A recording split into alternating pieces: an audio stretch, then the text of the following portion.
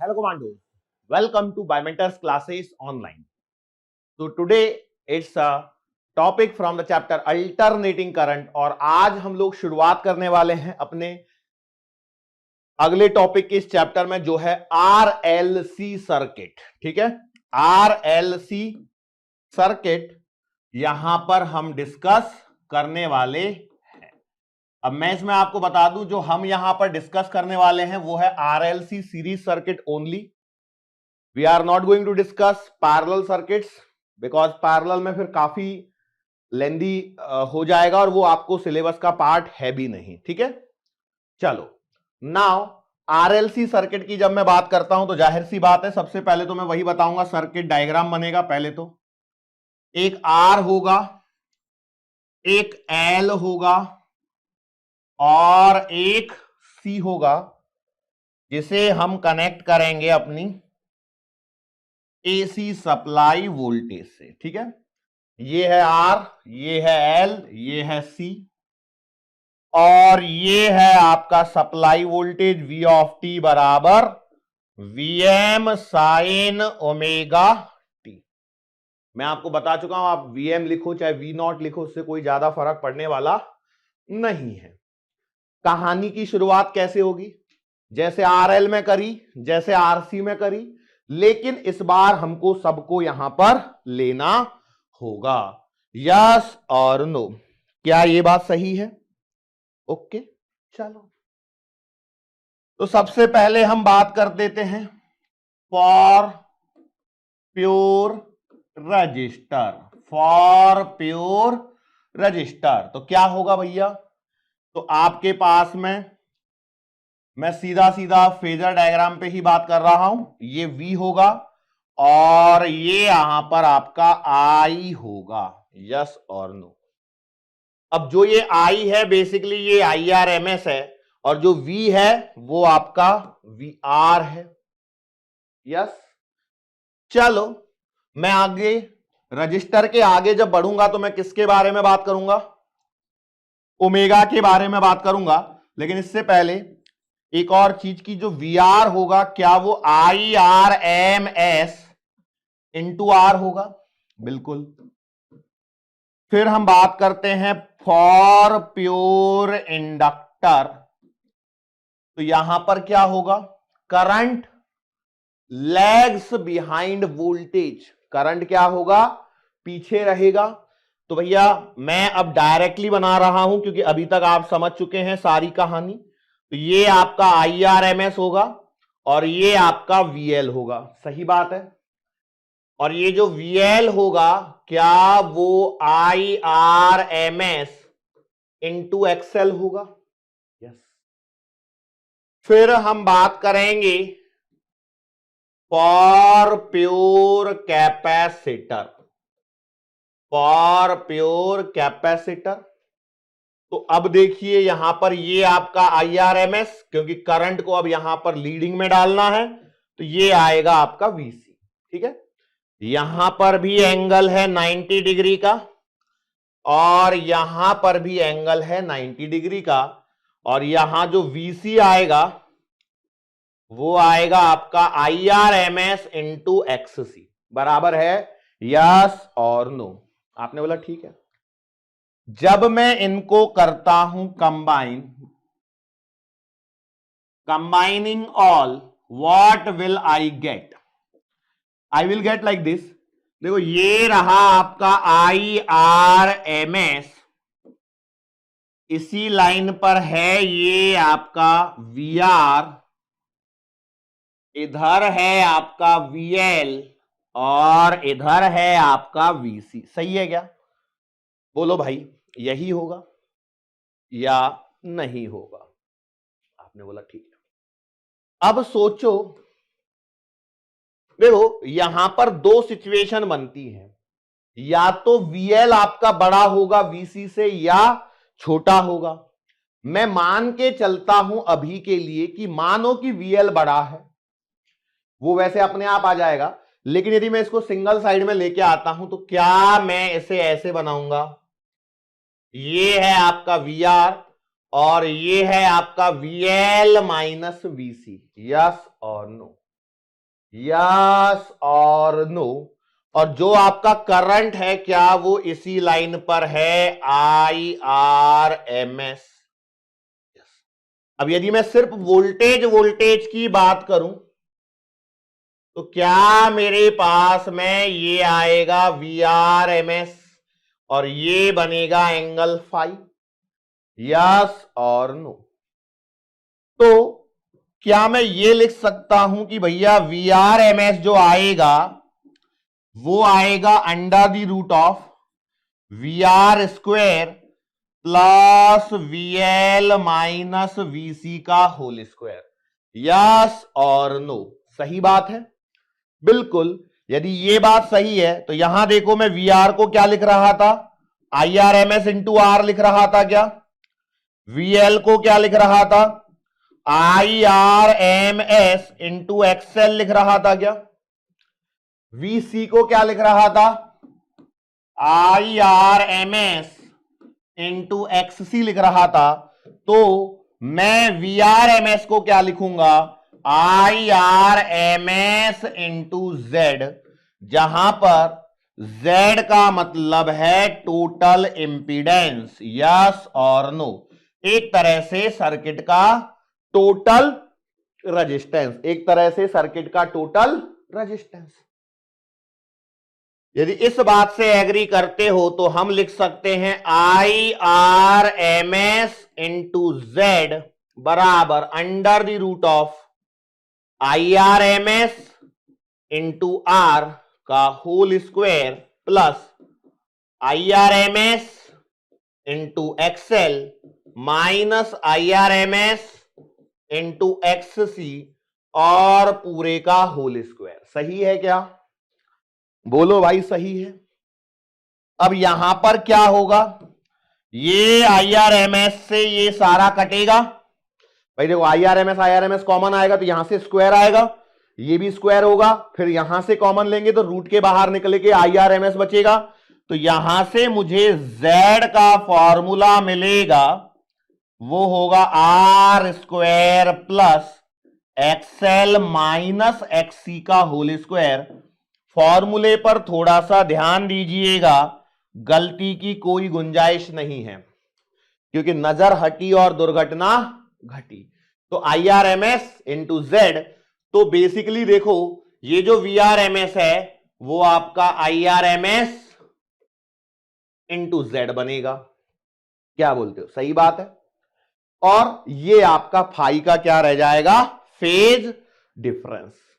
अब यहां से यदि आप इस ट्राइंगल को कंप्लीट करके कोशिश करोगे, मेरा थोड़ा सा ये रह गया लेकिन ठीक है, तो मुझे बताओ फेज डिफरेंस के लिए मैं क्या लिख सकता हूं।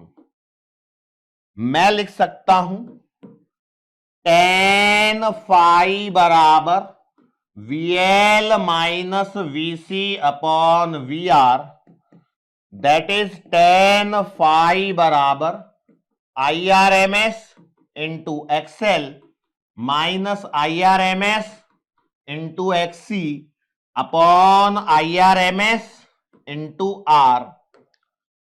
तो आपके पास में ये कटेगा, तो फाई बराबर आएगा tan inverse XL minus XC upon R, yes और नो।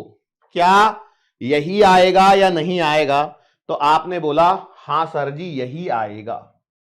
अब देखो बस एक सिंपल सी बात आपको जो पकड़नी है, उन चीजों पर मैं बात करता हूं कि यहां पर हमने जब लिया है तो XL ग्रेटर देन XC लिया है, XL ग्रेटर देन XC लिया है, इसलिए VL माइनस VC आया। और XL बड़ा है मतलब इंडक्टर का इफेक्ट ज्यादा है, और यदि इंडक्टर का इफेक्ट ज्यादा है मतलब ये जो रहेगा वो क्या रहेगा, लैगिंग वाला फेज डिफरेंस रहेगा। कैसा वाला रहेगा, लैगिंग वाला। लेकिन यदि मेरे पास में ऐसा हो जाए कि XC बड़ा हो जाए तो क्या होगा, यदि मेरे पास में XC बड़ा हो जाए XL से, तो भैया आप फाई बराबर लिखिए tan inverse XC minus XL upon R, और ये आएगा कैसा, लीडिंग में। बस इतना सा ही दिमाग लगाना है। कौन बड़ा कौन छोटा उसी के बेसिस पर आपको डिस्कशन करना है। अब यदि एक बार फाई आ जाएगा तो पावर फैक्टर कितना आएगा, कॉस फाई, जो कि आपका R/Z भी रहता है। लीडिंग या लैगिंग ये इस बात पर डिपेंड करेगा कि आप इसे किस फॉर्मेट में लिखते हो, यस और नो। हालांकि देखो इसे मैं इस ट्राइंगल से भी आपको बता सकता हूं। देखो ये वाली साइड थी VRMS, that is IRMS into Z, ये वाला एंगल फाई था, यहां पे आपका VR था जो IRMS इंटू R था, यस और नो। इस ट्राइंगल में आप देखिए बेटा, कॉस फाई यदि आप निकालोगे तो आप निकालोगे VR upon VRMS, that is IRMS into R upon IRMS into Z, और IRMS कटेगा तो मैं इसे डायरेक्टली R/Z लिख पाऊंगा। बार बार यही हो रहा है, चाहे हमने डायग्राम बनाए हो चाहे नहीं बनाए हो, क्या हर बार यही हो रहा है, यस और नो, बिल्कुल। फिर हम क्या निकालते हैं, इक्वेशन ऑफ करंट। तो अब जरा समझना, ये इक्वेशन आएगी I ऑफ टी बराबर IM। अच्छा यार IRMS निकालना रह गया क्या हमारा, नहीं नहीं, अभी तो मैं डेरिवेशन में हूं ना, omega T plus minus phi.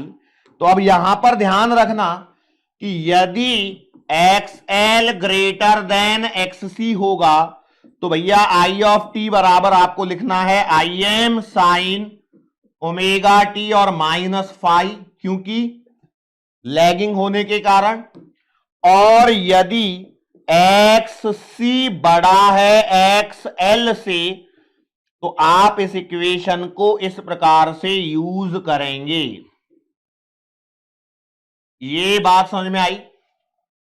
अब मैं आपको 11 12 के लेवल के बेसिस पर, आपको 12th क्लास के लेवल के बेसिस पर मैं ये सब लिखवा के दे रहा हूं, अदरवाइज खत्म तो यहीं पे हो चुका है। कहां पर, यहीं पर। फिर तो आपको बुद्धि लगानी है क्या, कि XL माइनस XC करोगे, XC बड़ा हो गया तो ये माइनस आएगा, फिर उस माइनस को वहां रखोगे तो वो ऑटोमेटिकली प्लस हो जाएगा, क्योंकि इक्वेशन ये बनेगी माइनस वाली। अब चूंकि फाई माइनस है तो माइनस माइनस प्लस हो जाएगा। हमने उसको थोड़ा सा सेग्रीगेट करके लिख दिया है, यस और नो। अब और क्या रह गया, पावर। तो हम बात करते हैं पावर। तो भैया जो पावर आएगी वो क्या आएगी, P बराबर E इंटू आई, यस और नो। आपने बोला हां, चलो।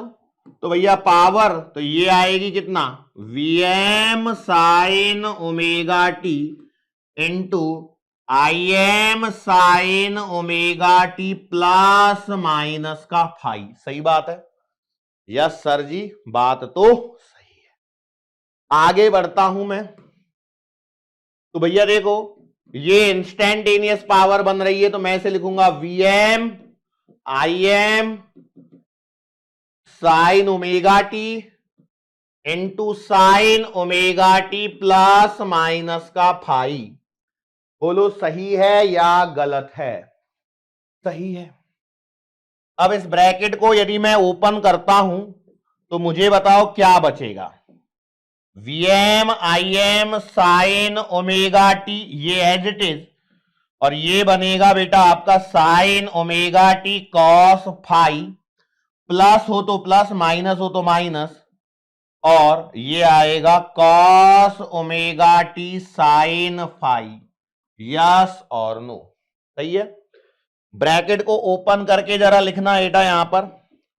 तो भैया जी P ऑफ टी कितना आएगा, Vm IM sine square omega T cos phi, plus हो तो प्लस और माइनस हो तो माइनस, ये आएगा Vm IM sine omega T cos omega T और sine phi. Yes, but am I interested in this? नहीं, मुझे क्या चाहिए? Average value. तो भैया पी एवरेज क्या लिखा जाएगा? Integration 0 to T P of T d T upon integration 0 to T d T. सही है?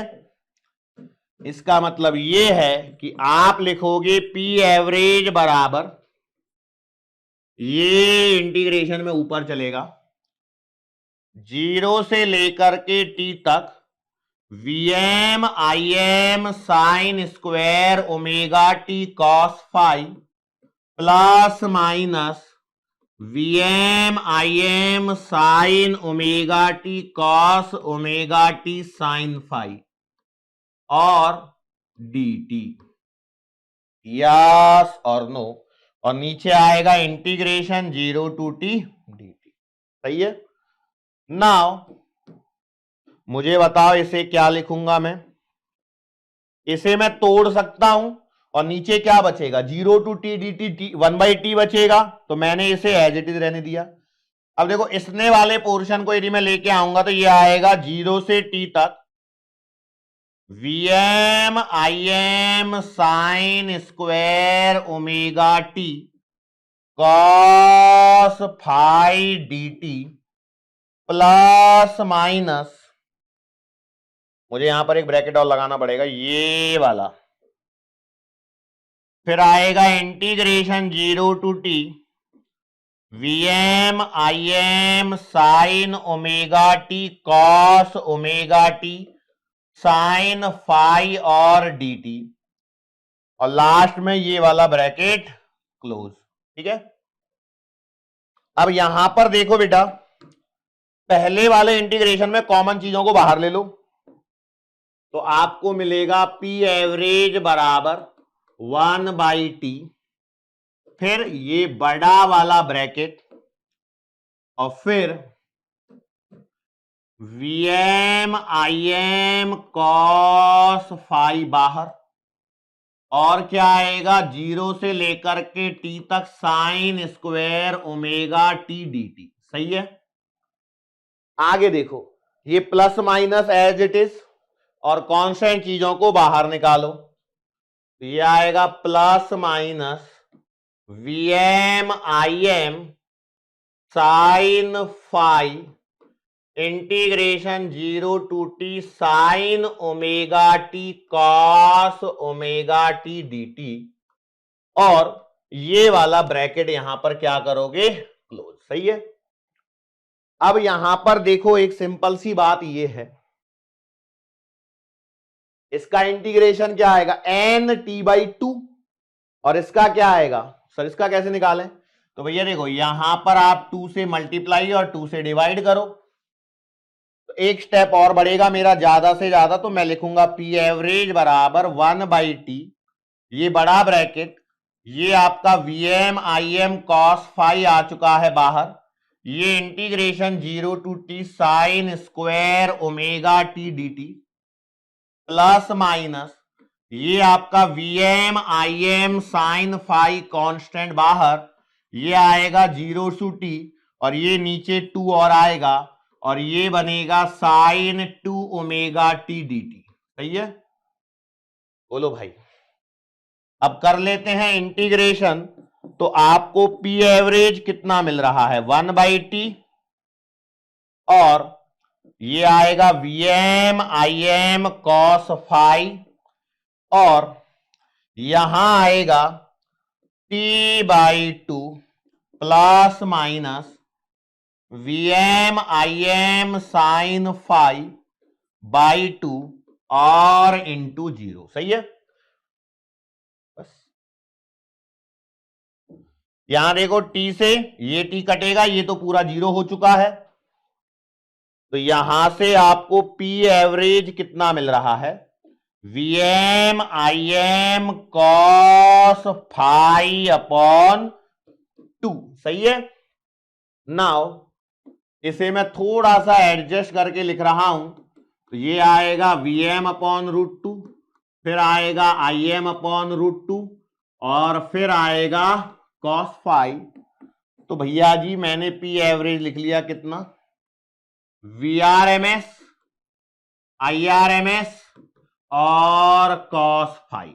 अब आपको याद होगा RL और RC सर्किट में मैंने ये डेरिवेशन नहीं करवाया था, मैंने डायरेक्ट लिख दिया था कि एवरेज पावर इतनी आएगी। अरे लिखा था कि नहीं लिखा था? तो कई लोगों के मन में उस समय चल रहा होगा कि सर ये डायरेक्टली कैसे लिख दिया आपने, ये इसके बारे में आपने क्यों नहीं बताया? चल रहा था क्या? चल रहा था क्या? अब सोचो, यदि RL होता तो यहां पर माइनस चल रहा होता और RC होता तो प्लस चल रहा होता। भाई देखो, यहां से I में यदि RL होता तो ये माइनस चल रहा होता और RC होता तो प्लस चल रहा होता।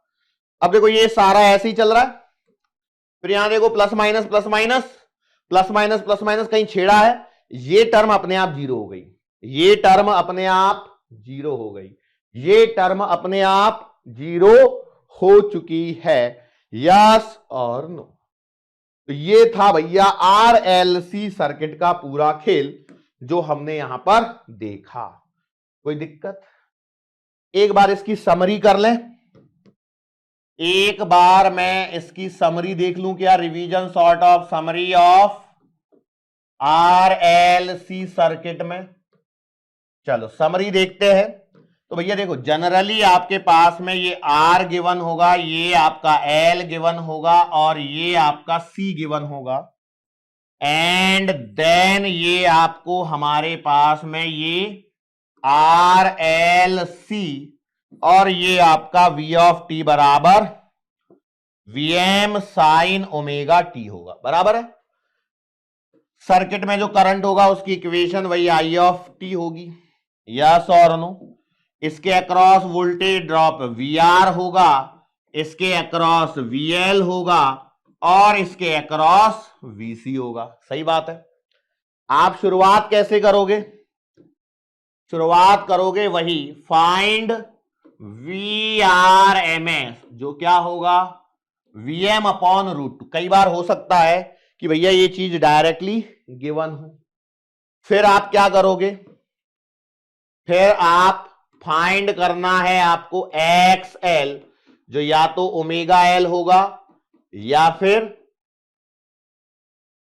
2πfL होगा। फिर आप निकालिए XC, जो या तो 1/ωc होगा या 1/2πfC होगा। फिर आप क्या करेंगे?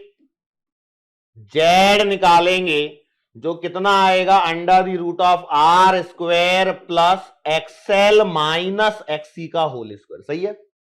अब देखो, यदि आपको RL सर्किट है तो इसके बाद ये करेंगे और फिर यहां आएंगे तो XC है ही नहीं, जो चीज नहीं है उसको हटा के डिस्कस करो। जैसे XC नहीं है तो कोई दिक्कत ही नहीं है ना यार, क्योंकि माइनस का स्क्वायर तो वैसे भी प्लस होना, यदि XL नहीं है तो माइनस XC का स्क्वायर मतलब प्लस ही आएगा। तो वहीं पे जा रहे हैं सारे की सारे स्टेप। फिर आगे बढ़िए, आप निकालेंगे IRMS, जो कितना आएगा VRMS/Z। फिर आप क्या निकालेंगे? फाई, कितना आएगा? tan inverse XL minus XC/R। अब समझना, यदि सिर्फ XL दिया है, मतलब सिर्फ R और L दिया है तो XC को भूल जाओ, सिर्फ R और C दिया है तो XL को भूल जाओ, XC को रखो और माइनस साइन का दिमाग में मत लाओ। लेकिन मैं यहां पर आपको बता दूं कि यदि इसको सॉल्व करने पर, मान लो इसको सॉल्व करने पर यदि माइनस साइन आता है तो भैया ये लीडिंग में जाएगा और प्लस साइन आता है तो ये लैगिंग में जाएगा। याद रहेगा क्या? क्यों? यदि माइनस आया मतलब XC क्या है, डोमिनेंट, और प्लस आया मतलब XL डोमिनेंट। तो जो डोमिनेंट है उसके हिसाब से हम साइन लगाएंगे और फिर हम क्या लगाएंगे? पावर फैक्टर, जो आएगा cos फाई, या फिर आप इसे R/Z में लेकर के जा सकते हो। नेक्स्ट,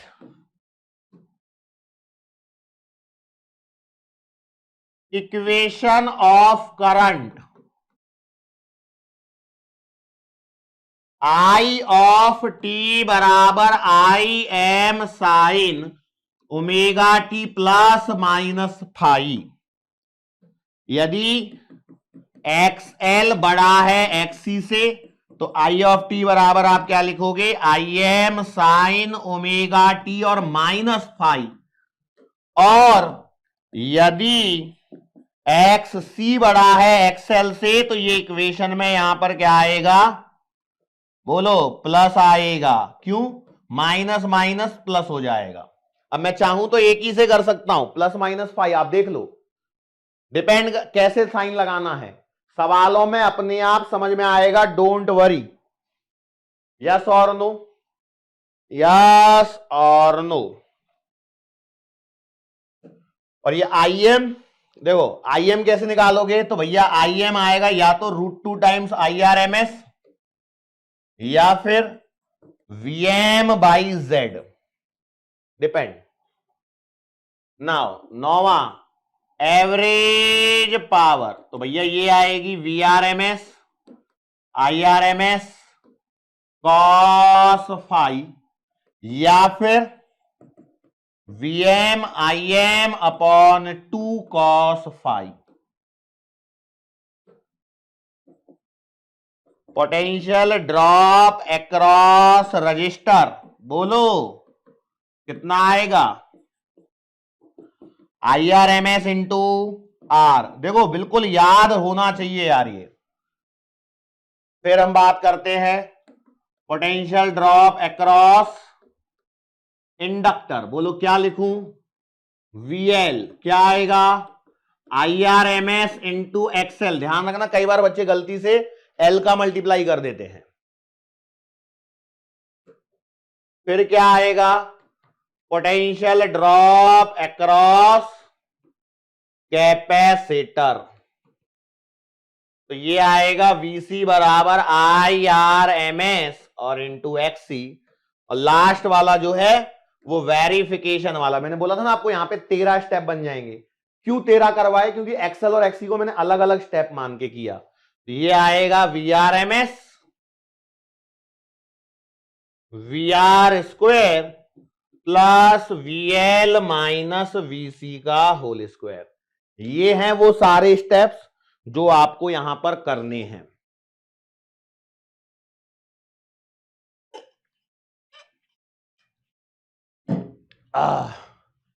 अब मैं फटाफट इस पे एक दो सवाल करवा देता हूं भाई। कहां गया, वहीं होगा 31 पे। लो भाई देखो question, in a series RLC circuit R given है, एल गिवन है, सी गिवन है, और इसमें with an AC source of peak voltage and frequency. तो गिवन डेटा लिख लो भाई पहले। आर दिया है 300, एल दिया है 1, सी दिया है 20 माइक्रोफैरड, फ्रीक्वेंसी दे रखी है 50 अपॉन पाई हर्ट्ज, और वीएम दिया है 50√2। ध्यान से देखिए पीक वोल्टेज लिखा है, क्या लिखा है, पीक वोल्टेज। अपने स्टेप शुरुआत करो, वी आर एम एस बोलो कितना आएगा। देखो मैं यहां पर आपको सिखा रहा हूं इसलिए सारी चीजें निकलवा रहा हूं, अदरवाइज सवाल में वो जनरली एवरेज पावर पूछता है। तो ये आएगा 50√2 डिवाइडेड बाई √2, 50 वोल्ट। फिर दूसरा स्टेप एक्स एल जो आएगा यहां पर 2 पाई एफ एल, बोलो 2 पाई एफ कितनी है 50 अपॉन पाई, और एल कितना है 1 है ना। So it implies x L कितना आएगा 100 ओम, 100 ओम। फिर अगला देखो एक्स सी 1 अपॉन 2 पाई एफ सी, एक्स सी कितना आएगा 1 अपॉन 2 पाई, ये आएगा 50 अपॉन पाई, और ये आएगा 20 है ना, यस 20 माइक्रोफैरड। बोलो काटा पीटी करना जरा, पाई पाई 50 दूना 100, 100 और एक और जीरो बढ़ा लो 1000, 3 जीरो 1000/2, तो ये आएगा 500 ओम। चलो आगे Z बोलो कितना आएगा, R square plus XL minus XC का स्क्वायर। सीढ़ियां चढ़ते जैसे चलना है वैसे ही चलते रहना है। यहां पर आर कितना है 100 का स्क्वायर, 100 ही है क्या, सॉरी 300 है, 100 क्या था, ओके एक्सएल 100 है। ध्यान दीजिए 100 माइनस 500 का स्क्वायर, तो ये 300 का स्क्वायर 400 का स्क्वायर, तो इट इंप्लाइज Z बराबर आएगा 500 ओम। चलो आगे बताओ अब क्या निकालो इसके बाद, अरे बोलो। IRMS कितना आएगा, VRMS अपॉन Z, ये आएगा 50 डिवाइडेड बाई 500 मतलब 0.1 एम्पियर। बोलो अब आगे देखो, यहां थोड़ा सा ध्यान दीजिए, फाई बराबर आएगा tan inverse XL minus XC upon R, तो फाई बराबर tan इनवर्स एक्सएल कितना है बेटा 100, एक्सी कितना है 500 और ये कितना है 300, सही है ना, आर 300 है एक्सएल 100 है, ये इतना है। तो यहां पर देखिए फाई बराबर आएगा tan इनवर्स -400/300, मतलब यहां पर फाई बराबर आ रहा है -53 डिग्री, यस और नो, ये ध्यान दो। अरे tan इनवर्स 4/3 ना, 2 जीरो से 2 जीरो काट के, तो ये माइनस को बाहर डाला, इसका मतलब समझिए बेटा, इसका मतलब है 53 डिग्री और लीडिंग, बात समझ में आई, 53 डिग्री और लीडिंग, यस और नो। ये पॉइंट समझ में आया, ये पॉइंट समझ में आया, यहीं पे गलती होती है बस, लीडिंग। क्लियर, क्लियर, एक्ससी बड़ा है ना, बस ध्यान दो। नाउ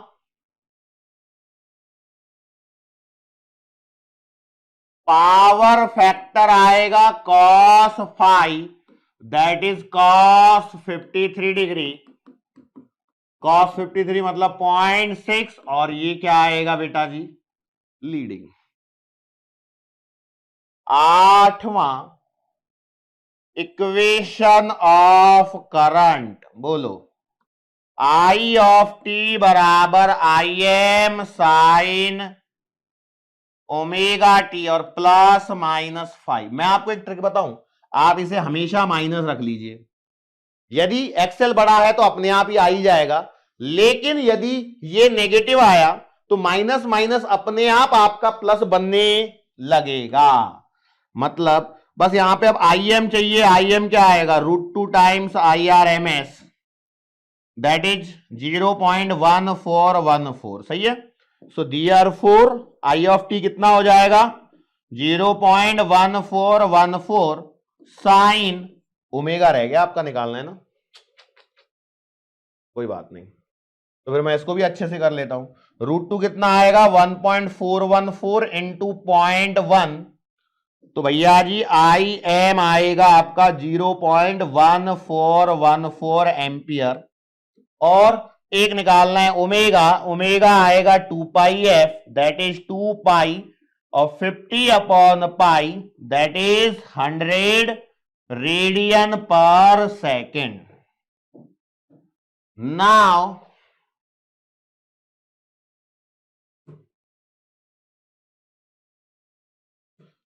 तो देयरफॉर I ऑफ टी बराबर 0.1414 sign 100t minus minus plus आएगा 53 डिग्री। यदि बुकलेट में या नोट्स में कहीं माइनस डल गया है तो प्लीज उसे करेक्ट कर लें, इसे माइनस रखिए और ये वाले माइनस से अपने आप प्लस हो जाएगा, मतलब आपको न्यूमेरिकल में दिक्कत नहीं आएगी ऐसे करोगे तो। यस, पक्का पक्का पक्का। चलो, एवरेज पावर जो हमें चाहिए थी, वीआरएमएस, आईआरएमएस और कॉस फाई। बोलो, वीआरएमएस कितना है 50, आईआरएमएस कितना है 0.1 और कॉस फाई कितना है 0.6। चलो बोलो, पी एवरेज कितना हो जाएगा? 3 वैट ही आ रहा है। आ रहा है कि नहीं आ रहा है? अरे 6 पंजे 30, 6 पंजे 30 और ये एक जीरो और ये जीरो, खत्म। और क्या निकाल सकता हूं मैं? पोटेंशियल ड्रॉप अक्रॉस रजिस्टर निकालो भैया।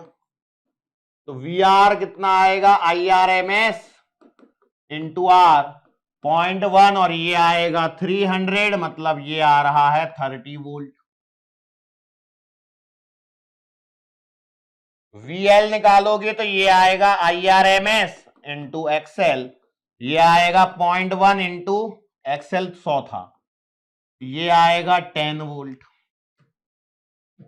और VC निकालोगे तो ये आएगा IRMS इंटू XC 0.1 इंटू ये 500 था, ये आएगा 50 वोल्ट। एंड लास्ट में VRMS वेरिफिकेशन वाला step, VR square plus VL minus VC का होल स्क्वायर। बोलो कितना आएगा? ये आएगा 30 का स्क्वायर प्लस 10 माइनस 50 का स्क्वायर। अब देखो, ये 50 तो यहीं आ गया VC के अक्रॉस, अकेले के भी अक्रॉस 50 ही आ चुका है। तो भैया ऐसा कुछ भी यहां पर हो सकता है, यस और नो? कोई दिक्कत तो नहीं होगी ना?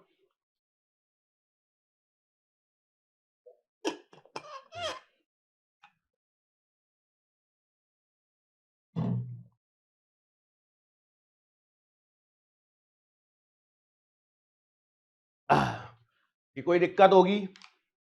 देखो भाई, दिक्कत होनी नहीं चाहिए, ये वेरिफिकेशन वाला स्टेप है। अब आपको ये 13 स्टेप्स की बार बार क्या करनी है? प्रैक्टिस करनी है। इसलिए मैंने एक ही सवाल में करवा दी, एक ही सवाल में सारी चीजें करवा दी। ये चीज आप याद रखना कि भैया इसको माइनस ही आने देना, अपने आप सॉल्व होके सही सलामत आ जाएगा। यस और नो? चलो अगला सवाल देखो, काफी बड़ा सवाल दिख रहा है, 2021 के एग्जाम का सवाल है ना? पढ़ो, सवाल को धीरे धीरे पढ़ो, लंबा लग रहा है, कोई बात नहीं। An inductor of inductance L, a capacitor of capacitance C and a resistor of resistance R are connected in series to an AC source of potential difference V volt और as shown in figure. Figure कहां है? ठीक है, इस figure को थोड़ी देर के लिए छोड़ो। Potential difference across L, C and R is VL given है 40 वोल्ट, फिर कौन है? VC गिवन है 10 वोल्ट और रजिस्टर के अक्रॉस है 40 वोल्ट। देखो, L, C और R रिस्पेक्टिवली, तो L, C और R ये गिवन है, मैंने लिख लिया। देखो, the amplitude of current flowing through LCR circuit is this, मतलब आपको दिया गया है IM 10√2 एम्पियर और पूछा गया है impedance of the circuit is.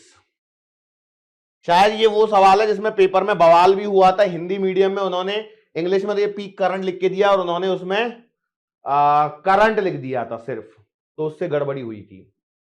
चलो कोई बात नहीं। अब मुझसे क्या पूछा है? इंपीडेंस पूछा है, तो Z आपसे पूछा, Z निकालने के फॉर्मूले क्या? देखो, एक तो Z का फॉर्मूला है कि √R square plus XL minus XC का होल स्क्वायर, और एक Z आता है जब आप VRMS अपॉन IRMS करो तो, क्योंकि IRMS बराबर VRMS अपॉन Z से आता है। ये दो ही जगह आता है क्या?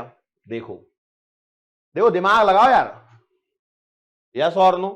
बस, तो अब सोचो, मुझे IM दिया है तो क्या मैं यहां से IRMS निकाल सकता हूं?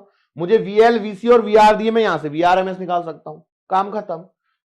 तो भैया देखो, IRMS आएगा IM अपॉन √2, और IM कितना है? 10√2 डिवाइडेड बाई √2, तो ये आ गया 10 एम्पियर। और VRMS कितना आएगा बेटा? ये आएगा VR का square plus VL minus VC का होल स्क्वायर। VR कितना है?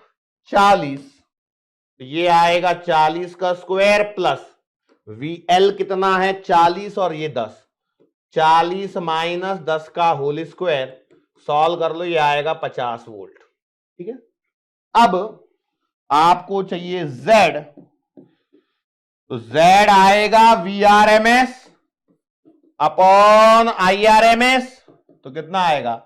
50 डिवाइडेड बाई 10, तो ये आएगा 5 एम्पियर। खत्म,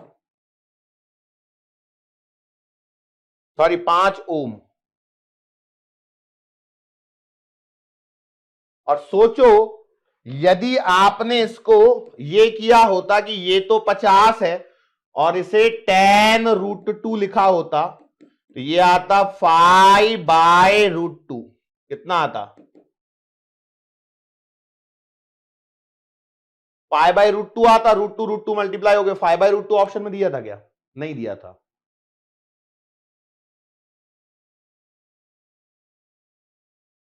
ठीक है, अब ये चीजें होती हैं कई बार। बात समझ में आई या नहीं आई? इतने बड़े सवाल में, अच्छा इसमें डायग्राम का जो बात चल रही है, as shown in the figure, अब पता नहीं अब था या नहीं था या मेरे से छूट गया है, वॉट एवर इट बी, लेकिन क्या उससे कोई फर्क पड़ता है? कोई फर्क नहीं पड़ता भाई, सवाल तो आप ऐसे भी कर सकते हो। यस और नो, यस और नो। एक आध सवाल और करवाता हूं, यहां पे होगा, देखो ये रहा, गो थ्रू द क्वेश्चन।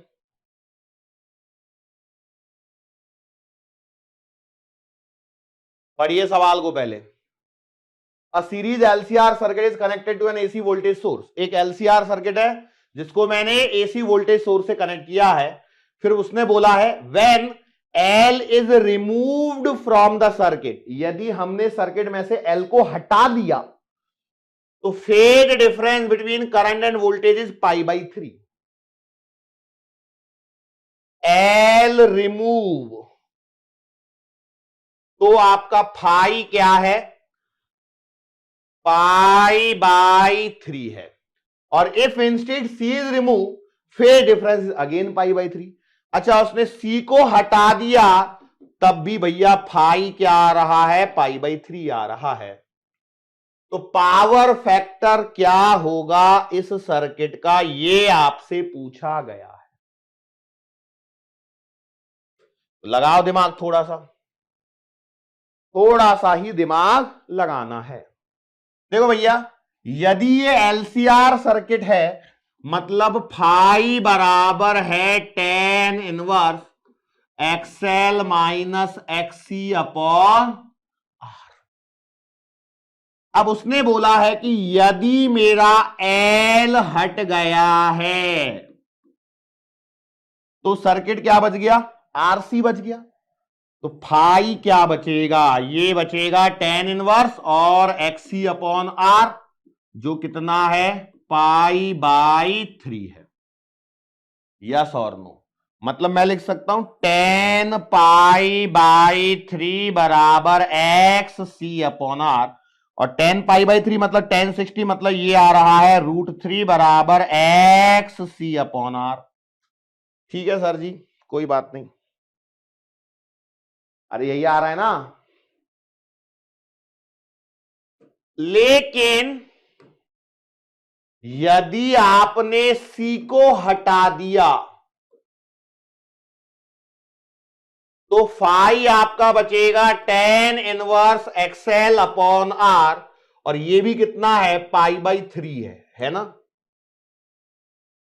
अच्छा, तो इट इंप्लाइज वही 10 पाई बाई 3 बराबर आ रहा है एक्सएल अपॉन आर, मतलब √3 बराबर आ रहा है एक्सएल अपॉन आर। ठीक है, ये दो चीजें हमारे पास में आ चुकी, जो दो लिखा है।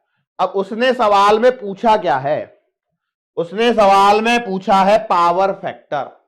तो पावर फैक्टर का फॉर्मूला या तो मैं लगाऊं कॉस फाई, कहीं से फाई मिल जाए, या फिर मैं लगाऊंगा R बाई जेड, क्योंकि यही दो फॉर्मूले मुझे पता हैं। यस और नो, यस और नो, इसके अलावा कुछ दिमाग में आता है क्या? नहीं। अब देखो इनसे क्या देख पा रहा हूं मैं, ये जो दो इक्वेशन मैंने सॉल्व करी, इनसे एक बात पता लग गई। पता है क्या? XC अपॉन आर की भी वैल्यू इतनी है और XL अपॉन आर की भी वैल्यू इतनी ही है। तो मैं यहां पर लिख सकता हूं कि XL अपॉन आर बराबर XC अपॉन आर। यस और नो? तो आर से आर कट गया, मतलब XL बराबर हो चुका है XC।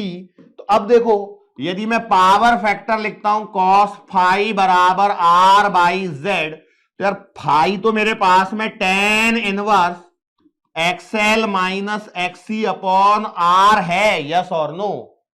अब चूंकि XL बराबर XC है, चूंकि XL बराबर XC है, तो फाई बराबर क्या आएगा? tan इनवर्स, XL और XC बराबर है, कट जाएंगे तो ये आएगा 0 अपॉन आर, तो फाई बराबर आएगा 0 डिग्री। और फाई यदि 0 डिग्री आ गया तो भैया पावर फैक्टर बराबर कॉस फाई बराबर आएगा 1। कितना आएगा? 1। 1 1 है क्या? ये रहा। एक ऑप्शन -1 भी है, गलत मत करिए ना भाई। 2020 के पेपर का सवाल है, अच्छा सवाल है। इवन दो दिस पेपर भले ही कोरोना पीरियड का कह सकते हो, लेकिन अच्छा सवाल है। कोविड टाइम का है ये।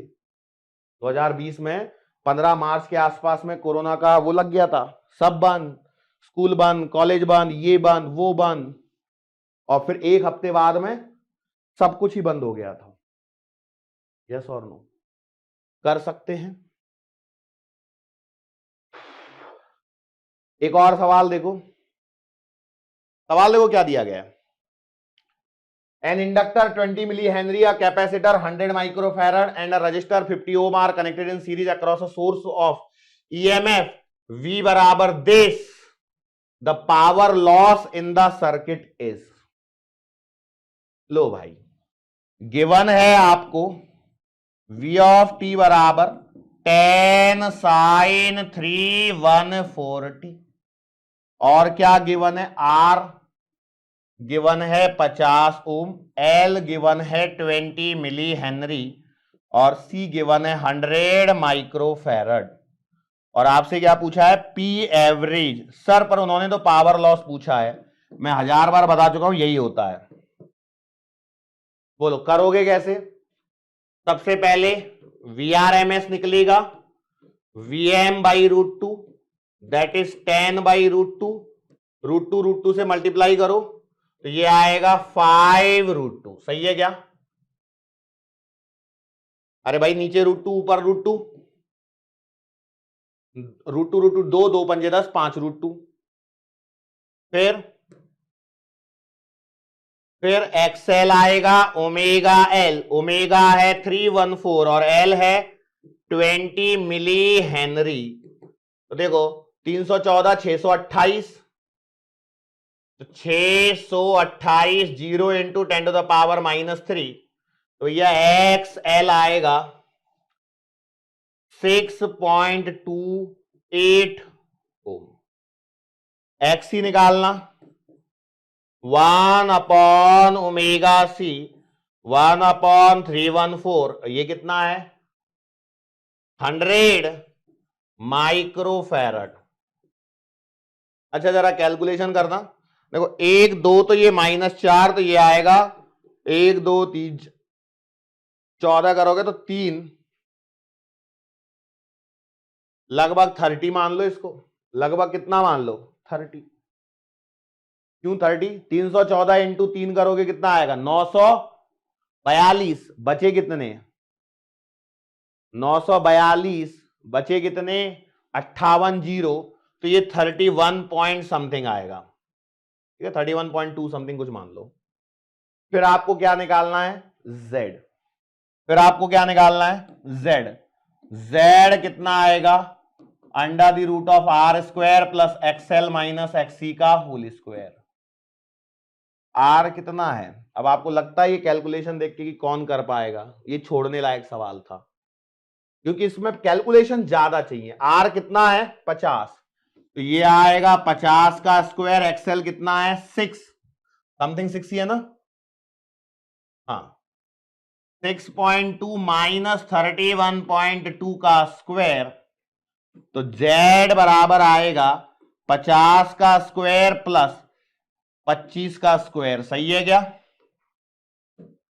अरे सही है ना?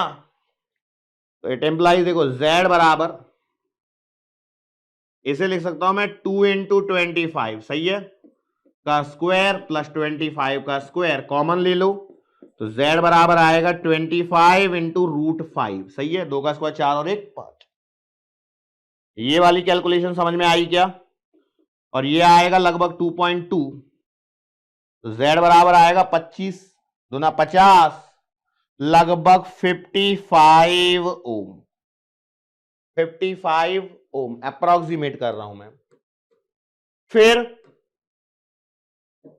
IRMS बोलो कितना आएगा? VRMS upon Z। VRMS कितना था? 5√2। 5√2 अपॉन Z कितना है? 55 मान लो, तो √2/11। ठीक है, रहने दो ऐसे ही। फिर आपको क्या चाहिए? फाई। ये आएगा tan inverse XL minus XC. अच्छा, क्यों इतना पढ़ना है? सीधा निकालो cos फाई, ये आएगा R/Z।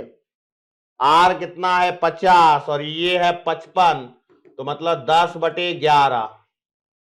फिर आपको क्या चाहिए? P एवरेज, तो VRMS कितना था? 5√2। 5√2। IRMS कितना है? √2/11। और कौन रह गया? cos फाई कितना है? 10/11। अच्छा, मुझे लगा ये कट कट आ जाएगा, √2 तो P एवरेज आ रहा है 10 इंटू 10, 100/121। भाग दे लो, आंसर कितना आएगा? 100/121, मतलब 100/120 मान लो, मतलब लगभग लगभग आएगा 5/6, और 6 8 48.8। ये होता है दिमाग लगाने का तरीका। ये मैं इस क्वेश्चन में जो मैंने कैलकुलेशन करी है ना, जैसे जिस हिसाब से, वो सिर्फ और सिर्फ आपको बताने के लिए कि आप कैलकुलेशन कैसे करोगे। एग्जाम में यदि ये अप्रोच नहीं करी तो आपको लगता है सवाल होगा ये एक्सेल, चलो ये तो निकल जाएगा, एक्सी, यहां थोड़ा सा एडजस्टमेंट हो गया, पहला एडजस्टमेंट मैंने इस जगह पे किया। फिर जब मैं जेड निकाल रहा हूं तो मैंने थोड़ी सी बुद्धि लगाई, 6.2 31.2 25 आ गया, 25 को मैंने 50 को 25 इंटू 2 करके इससे निकाला ताकि जल्दी हुआ। फिर मैंने यहां पे छेड़ना उचित नहीं समझा, और फाई को मैंने tan inverse XL minus XC upon R करता तो फाई तुमसे कभी जिंदगी में नहीं निकलता, इसलिए cos फाई डायरेक्ट निकाला R/Z से। इसे 55 अप्रोक्सीमेटली लिया है मैंने, अप्रोक्सीमेट से अप्रोक्सीमेट आंसर आ गया, और वो भी काफी क्लोज है, और आंसर मेरा मैच भी किया है। यस और नो? अब हम आरएलसी सर्किट के आगे, आरएलसी सर्किट से ही रिलेटेड एक टर्मिनोलॉजी पढ़ने वाले हैं, जिसका नाम है यहां पर सीरीज रेजोनेंस। ये कौन सी नई चीज हो गई? Resonance, series resonance. हमारे पास में आर, एल और सी ये सर्किट है, ठीक है, ये सर्किट है, ये आर है, ये एल है, ये सी है। ये आपका v ऑफ टी बराबर Vm साइन ओमेगा टी है। यस और नो? इसके अक्रॉस VR है, इसके अक्रॉस VL है और इसके अक्रॉस VC भी है। यस और नो? मतलब ठीक है सर जी, मान लिया ये सारी चीजें हमारे पास में है। सोचो यदि ऐसा हो जाए कि VL बराबर VC हो जाए, सर ये कैसे हो सकता है? तो भैया देखो, इसे हम लिख सकते हैं IRMS इंटू XL और ये हो जाएगा IRMS इंटू XC, मतलब XL बराबर XC हो जाए। हो सकता है या नहीं हो सकता है? तो आप कहोगे हो सकता है। जब ऐसा होगा तो हमारे पास में ये VL और VC चूंकि बराबर हैं, तो हमारे पास में सिचुएशन क्या बचेगी? ये VL और VC आपस में कट जाएंगे। अरे बोलो कटेंगे या नहीं कटेंगे? और ये जो आपका IRMS है वो यहां पर बचा रहेगा। बोलो यस और नो? आपने बोला तो देखो कि यहां से हमें पता लगेगा कि फाई बराबर आएगा 0 डिग्री, मतलब पावर फैक्टर बराबर आएगा कॉस फाई बराबर कॉस 0 बराबर 1। और जब ऐसा होगा तो यहां आपने देखा कि फेज डिफरेंस क्या हुआ है? 0 हुआ है। ये जो सिचुएशन है कि XL बराबर XC, तो देखो XL बराबर यदि XC लिखता हूं मैं, तो इसे मैं लिख सकता हूं ओमेगा L और इसे मैं लिख सकता हूं 1 अपॉन ओमेगा C। तो देखो इसे लिख सकता हूं ओमेगा स्क्वायर बराबर 1 अपॉन LC। तो यहां ओमेगा बराबर आ रहा है 1 upon under the root of LC। इसको हम ओमेगा नॉट मान लेते हैं, जिसे नाम दिया जाता है रेजोनेंट एंगुलर फ्रीक्वेंसी। क्या नाम दिया जाता है? Resonant angular frequency. क्या नाम दिया जाता है? Resonant angular frequency. यस और नो? क्या ये रिजल्ट याद रहेगा? सवाल डायरेक्टली इस पर पूछा जा सकता है। अच्छा एक और बात देखो, ओमेगा बराबर होता है 2 पाई एफ। तो भैया ओमेगा नॉट को हम लिख देते हैं 2 पाई एफ नॉट, ये 1 upon under root L C. तो एफ नॉट बराबर आएगा 1 upon 2 pi under the root of L C. F naught कितना आ रहा है? 1 upon 2 pi under the root of L C. इस एफ नॉट को कहा जाता है रेजोनेंट फ्रीक्वेंसी। क्या कहा जाता है बेटा जी? इस एफ नॉट को हम कह रहे हैं रेजोनेंट फ्रीक्वेंसी। सर ये नाम दे दिया, ठीक है, हमें सुन के भी अच्छा लगा। इसका उपयोग क्या है, कैसे है? तो समझो बेटा कि यदि मैं करंट वर्सेस फ्रीक्वेंसी का ग्राफ बनाऊं, करंट वर्सेस फ्रीक्वेंसी का यदि मैं ग्राफ बनाऊं, आई ऑफ टी वर्सेस एफ, या मैं ले लूं ओमेगा, दोनों में से कुछ भी ले लो, ज्यादा फर्क नहीं पड़ेगा, लेकिन हमें ग्राफ दोनों सेम होंगे, लेकिन हमें जो यूज करना है आगे चल के वो ओमेगा ही रहेगा। तो ये ग्राफ जब हम देखते हैं तो ये ग्राफ जो आता है वो कुछ ऐसे आता है, ठीक है। तो यहां पर ये है आपके करंट की मैक्सिमम वैल्यू Im, और यहां पर जो फ्रीक्वेंसी की वैल्यू आएगी वो या तो आप कहो ओमेगा नॉट या फिर आप कहिए एफ नॉट। क्या कहिए? ओमेगा नॉट कहिए या एफ नॉट कहिए। मतलब यहां पर यदि आप देखोगे तो भैया क्या हो रहा है कि जो रेजोनेंट फ्रीक्वेंसी है, एट रेजोनेंट फ्रीक्वेंसी Z बराबर आ रहा है R। सर आपको कैसे पता लगा Z बराबर R आ रहा है? क्योंकि देखो Z बराबर क्या है, under the root of R square plus XL minus XC। चूंकि आपका XL बराबर क्या आ चुका है, XC, तो Z बराबर क्या बचेगा, R बचेगा। अरे यस और नो, बचेगा या नहीं बचेगा, यस और नो बचेगा। मतलब यहां पर क्या हो रहा है कि जो आपका सर्किट है बिहेव्स लाइक, कैसा, प्योर रेजिस्टिव सर्किट जैसा यहां पर बिहेव करता है। दूसरा पॉइंट, इंपीडेंस जो है सर्किट का decreases to minimum, minimum value तक ये हो जाता है डिक्रीज, और करंट जो है सर्किट में वो क्या होता है, इंक्रीज होता है टू मैक्सिमम, करंट बन जाएगा मैक्सिमम। और यही इस ग्राफ में यहां पर बतलाया गया है, यही यहां पर बतलाया गया है। मतलब वास्तविकता में यदि देखोगे, अच्छा रेजोनेंस की हेडिंग यहां से डल रही, छोड़ कोई बात नहीं।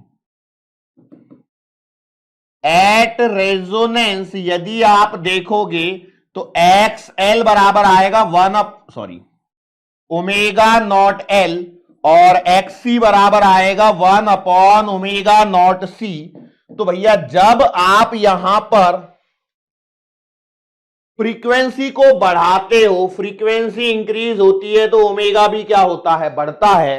लेकिन किंतु परंतु इनिशियली यदि आप देखोगे तो जब आपका omega less than omega naught होगा, क्योंकि देखो फ्रीक्वेंसी यहां से बढ़ना स्टार्ट हुई है, यस और नो, तो यहां से बढ़ते बढ़ते जा रही है, तो जब वो ओमेगा नॉट से छोटी है, ओमेगा नॉट से क्या है, छोटी है, तो उस समय आपका XC जो है वो बड़ा होगा XL से। देखो ओमेगा नॉट और ओमेगा नॉट C के यहां पे जब वैल्यू पुट करेंगे तो XC क्या होगा, बड़ा होगा XL से, और करंट जो है वो लीड करेगा वोल्टेज को। देखो इस पे ये थियोरेटिकल सवाल बनते भाई, ये जो है ये थियोरेटिकल सवाल के लिए इंपॉर्टेंट है, थियोरेटिकल क्वेश्चन बन सकता है यहां पे। फिर क्या होगा, पहले ओमेगा नॉट से छोटा होगा तो XC बड़ा होगा XL से, करंट क्या करेगा, लीड करेगा वोल्टेज को। फिर क्या होगा, फिर ओमेगा बराबर ओमेगा नॉट आएगा, XL बराबर XC आएगा, और करंट क्या रहेगा, current will be in phase with voltage. फिर यहां पे करंट क्या हो जाएगा, फेज में आ जाएगा। फिर ओमेगा और बढ़ाएंगे तो भैया ओमेगा नॉट से बड़ा होगा, और जब ये बड़ा होगा तो XL बड़ा होगा XC से, और करंट क्या करेगा, लैग्स बिहाइंड वोल्टेज। ये सारे थियोरेटिकल सवाल हैं जो मैंने यहां पे लिखे हैं। देखो यहां पर एक थियोरेटिकल सवाल बन सकता है, एक थियोरेटिकल सवाल इस वाले पोर्शन में बन सकता है। ये सारे सवाल हैं जो मैं यहां पर बतला रहा हूं। पॉइंट समझ में आया? सर समझ में नहीं आया, देखो समझा क्या रहा हूं, समझो। क्या हमारे पास में जो सर्किट है ना ये वाला, इसमें कहानी ये कि R, L और C है, ये है। यदि ऐसा हो जाए कि भैया देखो आप फ्रीक्वेंसी को चेंज करते हो, तो फ्रीक्वेंसी को चेंज करते करते एक ऐसी सिचुएशन आ सकती है कि आपका VL और VC की वैल्यू क्या हो जाए, सेम हो जाए। और यदि VL बराबर VC होगा तो आपके पास में XL बराबर क्या आएगा, XC आएगा। या ये कहो कि फ्रीक्वेंसी को चेंज करने से यदि XL बराबर XC हो जाएगा, तो XL बराबर XC हो जाएगा, तो ओमेगा नॉट बराबर 1 अपॉन अंडर रूट LC होगा, जिसे रेजोनेंट एंगुलर फ्रीक्वेंसी कहेंगे। और इसको सॉल्व करेंगे तो ये आपके पास में रेजोनेंट फ्रीक्वेंसी आएगी। मतलब फ्रीक्वेंसी की ये वैल्यू वो वैल्यू है जहां पर आपका जो सर्किट है वो प्योर रजिस्टिव सर्किट की तरह बिहेव कर रहा है, क्योंकि Z बराबर R आ चुका है। यदि आप F बराबर F0 लिखते हो, देखो RLC सर्किट में सबसे पहले आप XL निकालते हो जो आएगा ओमेगा L, जो आएगा 2 पाई FL। फिर XC निकालते हो जो या तो 1/ωc ले लो या 1/2 पाई FC ले लो। Z बराबर क्या आएगा, under the root of R square plus XL minus XC का होल स्क्वायर आएगा। सही बात है। अब आप सोचो कि यदि मैं फ्रीक्वेंसी को क्या करता हूं, वेरी करता हूं, तो एक सिचुएशन ऐसी होगी कि F बराबर F0 बराबर 1/2 pi under the root of LC वाली, कि जहां पर XL बराबर हो जाएगा XC और Z बराबर बन जाएगा R। तो ये जो है RLC सीरीज सर्किट के अंदर में एक कंडीशन बन रही है जहां पर हमारा जो इंपीडेंस है वो मिनिमम हो चुका है। सर्किट ने प्योर रजिस्टिव सर्किट की तरह बिहेव करना चालू कर दिया है, इंपीडेंस मिनिमम हो चुका है, करंट आपका मैक्सिमम हो चुका है, और ये जो करंट है वो वोल्टेज के साथ में, सप्लाई वोल्टेज के साथ में फेज में आ चुका है। ये इस पे थियोरेटिकल सवाल बनते हैं, लेकिन हकीकत में क्या हुआ कि जब आप इस फ्रीक्वेंसी को वेरी कर भी रहे थे तो ये शुरुआत तो ऐसे करी होगी, कैसे कि शुरुआत में तो फ्रीक्वेंसी 0 रही होगी, मान लेते हैं। फिर आपने फ्रीक्वेंसी को बढ़ाना चालू किया, मतलब ओमेगा बढ़ा, तो इनिशियली तो आपका ओमेगा जो है वो रेजोनेंट फ्रीक्वेंसी की वैल्यू से कम आएगा, मतलब XC बड़ा होगा और XL छोटा होगा। ये कैसे पता लगा, एनसीईआरटी जाके पढ़ना, उसमें भी क्लियरली लिखा हुआ मिल जाएगा आपको, ठीक है, कि XL बराबर ओमेगा नॉट L और XC बराबर क्या आएगा 1/ωc एट रेजोनेंस। यदि मैं ओमेगा को बढ़ाता हूं तो शुरुआत में तो ओमेगा छोटा है ओमेगा नॉट से, तो डेफिनेटली ओमेगा नॉट यदि छोटा है मतलब डिनोमिनेटर वाला वैल्यू छोटा है, तो ये बड़ी वैल्यू बनाता है। देन एक रेजोनेंस वाली कंडीशन आती है और फिर उससे वो बड़ा हो जाता है, तो XL बड़ा हो जाता है XC से। ये कहानी यहां पर चलती है। यस और नो? कोई दिक्कत बोलो भाई, कोई दिक्कत तो नहीं है ना? अब हमें एक और पॉइंट कंसीडर करना है,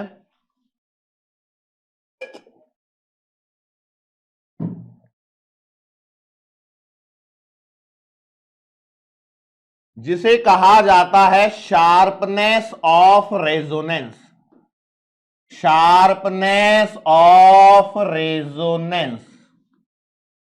अब देखो क्या है, यदि मैं इस ग्राफ को दोबारा बनाऊं, इस ग्राफ को मैं क्या कर रहा हूं, दोबारा बना रहा हूं। ये है आपका ओमेगा, ये है आपका I ऑफ टी। अब मैं ये बोल रहा हूं कि देखो ये ग्राफ हो सकता है ना कि कोई ग्राफ ऐसा के ऐसा हो जाए, हो सकता है ना कि कोई ग्राफ ऐसा आ जाए, ये और ऐसा आ जाए, कुछ भी हो सकता है। अब मैंने माना कि इसको मैंने फाइनल यहां पर थोड़ी देर के लिए रख दिया। तो जो शार्पनेस ऑफ रेजोनेंस है उसे कैसे डिफाइन किया गया है, तो इसे डिफाइन किया गया है ratio of angular resonant frequency, angular resonant frequency to the bandwidth, to the bandwidth, to the bandwidth. अब सवाल यह आ रहा है कि ये बैंडविड्थ वगैरह क्या है, तो भैया देखो ये है आपके पास में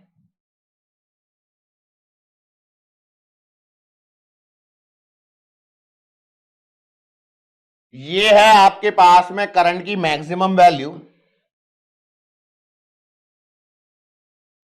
अब हम यहां पर ये आपको मिलेगी ओमेगा नॉट। अब समझना ये बैंडविड्थ क्या है सर जी, ये भी तो आपके पास में एक सवाल है ना कि सर जी ये बैंडविड्थ जो है वो क्या है। ये भी तो एक सवाल है अपने आप में कि ये जो मैंने बैंडविड्थ ये वर्ड लिखा है ये क्या है? बैंड की विड्थ। बैंड की विड्थ मतलब सर कौन से बैंड की, कौन सी विड्थ की बात कर रहे हो?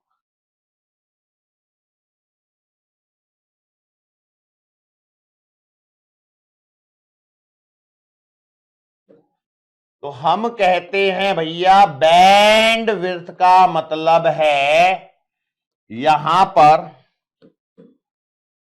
Difference between angular frequencies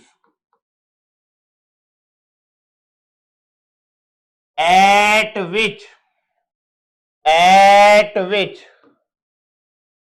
power consumed in RLC circuit is half of maximum power। half of maximum power। Sir मतलब नहीं समझ में आया अभी भी। देखो बेटा,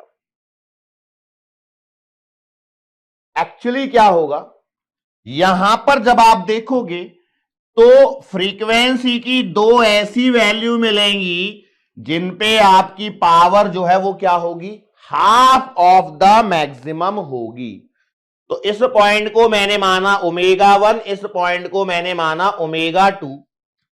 तो यहां पर इसे कहेंगे डेल्टा ओमेगा और इसे भी कहेंगे डेल्टा ओमेगा। दोनों मिलके ये बनाएंगे क्या बेटा, 2 डेल्टा ओमेगा, और इसी को बैंडविड्थ कहेंगे। इसी को पूरी को क्या कहेंगे, बैंडविड्थ कहेंगे। तो ये जो बैंडविड्थ आएगी और एंगुलर रेजोनेंट फ्रीक्वेंसी, उसे को क्या कहेंगे, शार्पनेस ऑफ रेजोनेंस, जिसका एक और नाम होता है हमारे पास में क्यू या फिर क्वालिटी फैक्टर। क्या नाम होता है इसका दूसरा नाम, क्वालिटी फैक्टर।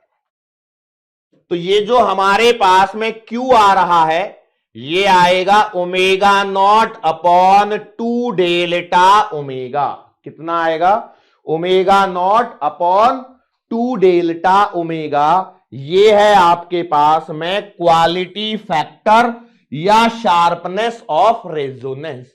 इसका यूज क्या है वो थोड़ी देर के बाद में समझाऊंगा मैं, रुको जरा। शार्पनेस ऑफ रेजोनेंस का दूसरा नाम क्या है, क्वालिटी फैक्टर। डिनोट किससे किया, क्यू से। ये क्या बतलाता है, ये रेशो है। किस चीज का रेशो है, ये जो रेजोनेंट एंगुलर फ्रीक्वेंसी है उसका और बैंडविड्थ का। और बैंडविड्थ क्या है, 2 डेल्टा ओमेगा। बैंडविड्थ क्या है आपके पास में, 2 डेल्टा ओमेगा है। अब जो 2 डेल्टा ओमेगा है जिसे मैंने क्या कहा है, बैंडविड्थ। वास्तविकता में बैंडविड्थ क्या चीज है, difference between angular frequencies eight which power consume in RLC circuit is half of maximum value. तो ओमेगा की वो वैल्यूज जहां पर पावर जो है आरएलसी सर्किट में जो पावर कंज्यूम हुई है वो क्या है, हाफ है मैक्सिमम वैल्यू की। तो सर ये ठीक है, लेकिन ये करंट ग्राफ तो करंट का है, हम पावर पे खेलेंगे कैसे। तो भैया देखो, हम खेलेंगे ऐसे, यार वी नो पावर क्या होती है, आई स्क्वायर आर। ठीक है, पावर कंज्यूम जो होती है वो क्या होती है, आई स्क्वायर आर। अब पी डैश लिखूंगा मैं, यदि करंट को चेंज करूं तो आई डैश स्क्वायर आर आएगा। आपने बोला हां, लेकिन पी डैश क्या होनी चाहिए, P/2 होनी चाहिए। तो देयरफॉर P/2 बराबर आई डैश का स्क्वायर इंटू आर। लेकिन P क्या है, P है आपका आई स्क्वायर आर अपॉन 2 बराबर आई डैश का स्क्वायर इंटू आर। तो यहां से देखोगे तो आई डैश का स्क्वायर बराबर आएगा I square by 2, that is I dash बराबर आ रहा है I/√2। I/√2, क्या मैं इसे IRMS भी कह सकता हूं। तो ये जो चीज है वो मुझे यहां पर देखनी है, मतलब ये है आपकी कौन सी, Im/√2 वाली वैल्यू। यस भाई, देखो मुझे मैक्सिमम पावर चाहिए, ध्यान देना यहां पे। वी नो पावर क्या होती है, I²R। तो भैया पावर मैक्सिमम क्या होगी, Im²R होगी। यस। P डैश क्या चाहिए, उसकी आधी चाहिए, तो मैंने आधा कर दिया, पुट किया, सॉल्व किया, तो ये I डैश क्या आ गई, I/√2। लेकिन ये I कौन सा है, ये I कौन सा है, कौन सा। तो भैया सिंस पावर मैंने मैक्सिमम लिखी है, तो करंट भी क्या होगा, मैक्सिमम वाला ही लोगे। यस और नो। तो उसी चीज को हमने यहां पर लिखा है, उसी चीज को हमने यहां पर लिखा है। तो जो हमारा ये जो है, ये हमारा ग्राफ का काम था, लेकिन हमारा जो टॉपिक चल रहा था वो क्या चल रहा था, sharpness of resonance, that is quality factor. तो क्वालिटी फैक्टर को जब मैं आगे बढ़ाता हूं, तो मुझे देखो Q बराबर मिलेगा ω0/2 डेल्टा ओमेगा। लेकिन यदि आप देखोगे तो एक बात देखना, इस ग्राफ पे ध्यान देना, ω2 प्लस डेल्टा ओमेगा को क्या मैं ω0 लिख सकता हूं, ω0 बराबर ω1 प्लस डेल्टा ओमेगा लिख सकता हूं। और ω2 बराबर ω1 प्लस डेल्टा ओमेगा लिख सकता हूं क्या, यस। इसे इक्वेशन नंबर 1 मान लो, इसे 2 मान लो, दोनों को जोड़ लोगे तो भैया जी ω2 माइनस ω1 क्या 2 डेल्टा ओमेगा बन सकता है। और बन सकता है तो इसलिए हम Q को ω0/ω1 माइनस ω2 भी लिख सकते हैं। ये कहां से लिखी है, फ्रॉम ग्राफ। समझ में नहीं आया सर कैसे आया ग्राफ से, तो इधर ग्राफ पे ध्यान दो आप अपनी नोटबुक में। देखो भैया इतनी वैल्यू क्या है, ω2 है, और ये डेल्टा ओमेगा, तो ω2 प्लस डेल्टा ओमेगा करेंगे तो ω0 पे पहुंच जाएंगे। यस। अब ω0 इतना है, प्लस डेल्टा ओमेगा करूंगा तो क्या मैं ω1 पे पहुंच जाऊंगा। Yes, that's it. इतना ही हमें यहां पर करना है। Now one more thing is, quality factor का एक और फॉर्मूला होता है जिनको हमें यहां पर समझना है, other formulas for quality factor. देखो ये सवाल इस बात पर निर्भर करता है कि आपको डेटा क्या दिया है।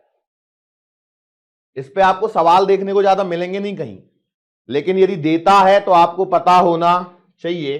तो भैया पहला फॉर्मूला है Q बराबर potential drop across L to the potential drop across R, that is Q बराबर आएगा VL/VR। पुट करोगे तो Q बराबर आएगा XL/R। ये आपके पास में क्वालिटी फैक्टर का एक फॉर्मूला आएगा। लेकिन यहां ध्यान रखना है थोड़ा सा, वो ये है कि XL जो लेना है वो ω0L लेना है एट रेजोनेंट फ्रीक्वेंसी पर आपको इसे कंसीडर करना है। दूसरा फॉर्मूला जो क्वालिटी फैक्टर में आएगा, सर ये कहीं लिख नहीं रहा है। हां बेटा ये कुछ चीजें ऐसी हैं, वो है बेटा potential drop across C upon potential drop across R।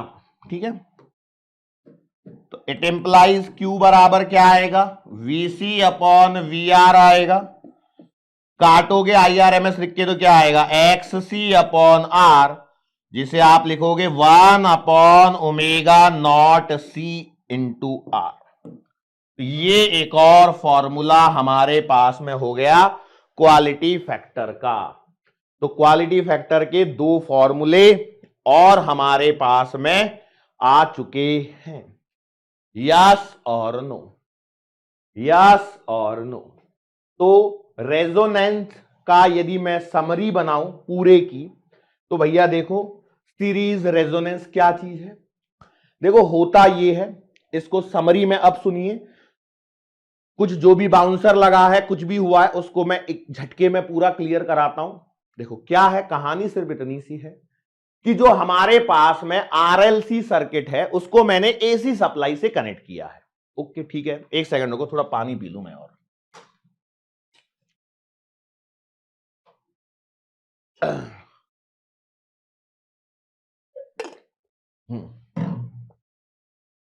मैंने एसी सप्लाई को क्या किया है, आर एल और सी को मैंने एसी सप्लाई से कनेक्ट किया है। अब जो एसी सप्लाई है, फ्रीक्वेंसी के चेंज होने से सप्लाई पूरी बदलती है, मतलब हां सर बदलती है।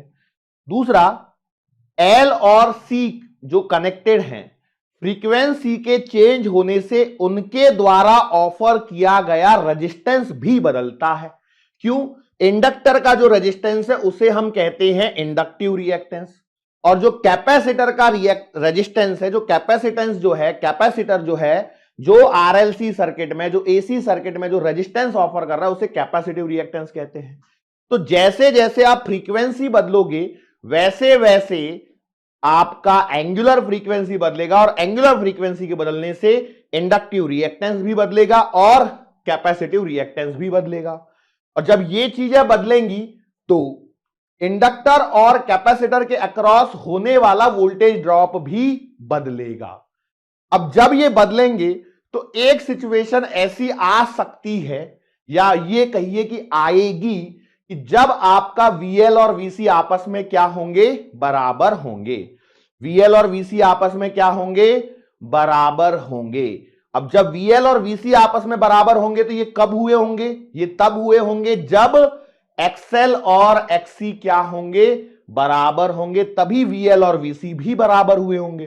तो XL और XC को मैंने इक्वेट किया और मैंने अपने पास में क्या निकाल लिया, एक रेजोनेंट एंगुलर फ्रीक्वेंसी का फॉर्मूला निकाल लिया जिसे ओमेगा नॉट नाम दिया गया, और इसी को आगे मैंने रेजोनेंट फ्रीक्वेंसी निकाल ली एफ नॉट। इस फ्रीक्वेंसी पर हो क्या रहा है कि XL बराबर XC हुआ, जिसके कारण Z जो है, जो टोटल इंपीडेंस है सर्किट का, वो R के इक्वल हो गया। मतलब RLC सर्किट जो है, भले ही उसमें इंडक्टर और कैपेसिटर भी लगे हुए हैं, तब भी वो सर्किट प्योर रेजिस्टिव सर्किट की तरह बिहेव कर रहा है, क्योंकि जो इंपीडेंस है वो मिनिमम हो चुका है R के बराबर, और क्योंकि इंपीडेंस मिनिमम हुआ है तो करंट आपका मैक्सिमम हुआ है। क्योंकि इंपीडेंस मिनिमम हुआ है तो करंट आपका मैक्सिमम हुआ है, और इस मैक्सिमम करंट पर हमारे पास में सिचुएशन ऐसी आ गई है कि जो इस सर्किट के अंदर में फेज डिफरेंस आ रहा है वोल्टेज और करंट पे, वो भी 0 हो चुका है। पावर फैक्टर सर्किट का 1 हो चुका है। इसका जो यूज होता है ना, इस पूरे इसको हम यूज करते हैं ट्यूनिंग में। जैसे रेडियो को जब आप ट्यून करते हो तो देखो, कभी आपने देखा होगा जैसे रेडियो जैसे सुनते, कभी 92.7 FM है या नहीं? कभी आप देखना 92.6 पे भी वो थोड़ा बहुत कैच करता है, 92.8 पे भी थोड़ा बहुत कैच करता है। तो 92.7 वो वैल्यू है जहां पर आपको परफेक्ट सिग्नल सुनाई देता है। तो आप उस नॉब को घुमाते हो तो वास्तविकता में आप क्या कर रहे होते हो कि कैपेसिटेंस की वैल्यू को चेंज कर रहे होते हो। हकीकत ये है, लेकिन हम समझते समय ऐसा समझते हैं कि हम फ्रीक्वेंसी को चेंज कर रहे हैं। ठीक है, तो वो अलाइनमेंट कुछ ऐसा होता है कि उसको चेंज करने से, क्योंकि आजकल तो सब डिजिटल सिस्टम है कि नहीं, तो कैपेसिटेंस को चेंज करने वाली बात नहीं होती। पुराने जमाने में उस कैपेसिटेंस की वैल्यू चेंज हो जाती थी उनसे, लेकिन अभी क्या कर रहे हैं, हम फ्रीक्वेंसी को ही चेंज कर रहे हैं वहां पे। तो फ्रीक्वेंसी चेंज होते होते 92.6 पे भी सिग्नल पकड़ रहा है, 92.7 पे परफेक्ट मिल रहा है, 92.8 पे भी मिल रहा है। तो वो ओमेगा 1 ओमेगा 2 जो दिख रहा है ना, वो वहां पे है। ठीक है, आगे तो यहां पर एक टर्मिनोलॉजी आ गई, क्वालिटी फैक्टर। क्वालिटी फैक्टर क्या चीज है? ये एक रेशियो है जो रेजोनेंट एंगुलर फ्रीक्वेंसी और बैंडविड्थ का रेशियो है। बैंडविड्थ मतलब कहां से कहां तक आपको वो चीजें मिल रही हैं। जैसे मैंने क्या बोला 92.7 FM है, तो ये 92.6 से लेकर के 92.8 तक मिलता है। और बाद में देखना कि इसके बाद जब अगला चैनल आप जाओगे तो वो सीधा 93.4 होगा। इतना गैप रखना पड़ता है, क्यों? क्योंकि सिग्नल मिलता है कि नहीं? वो कहानी है और कुछ भी नहीं है। यस। अब देखो, मैं एक बार यदि मैं बोलूं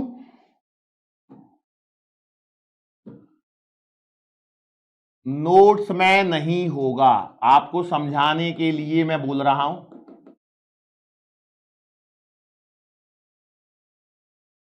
देखो, आर, एल और सी को एसी सप्लाई से मैंने क्या किया था? एसी सप्लाई से कनेक्ट किया, ठीक है।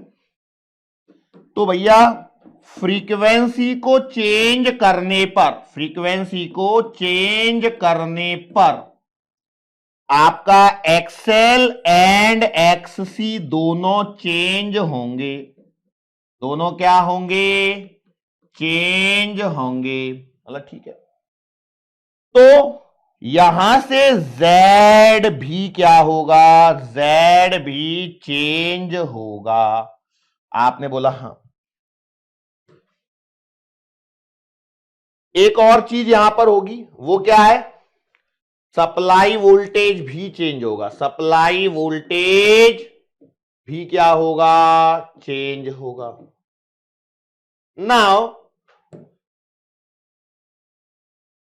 F को चेंज करने से एक ऐसी सिचुएशन आएगी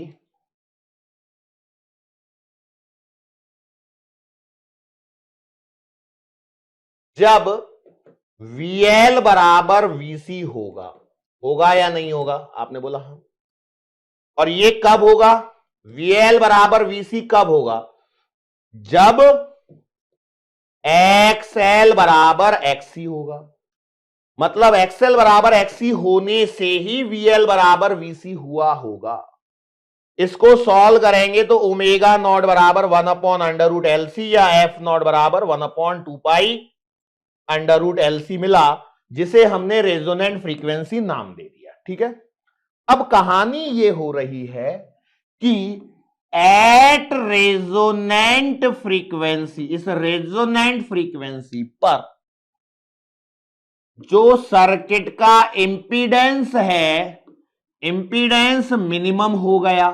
इंपीडेंस क्या हो गया? मिनिमम हो गया। और ये मिनिमम कितना हो गया? Z बराबर R। इंपीडेंस के मिनिमम होने से करंट क्या हो गया? करंट मैक्सिमम हो गया। कितना हो गया? IM हो गया। सर्किट ने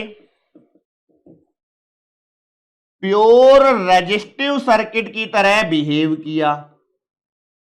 इवन दो उसमें इंडक्टर और कैपेसिटर है, लेकिन उनका इफेक्ट यहां पर नहीं दिख रहा है। सर्किट ने प्योर रेजिस्टिव सर्किट की तरह बिहेव किया।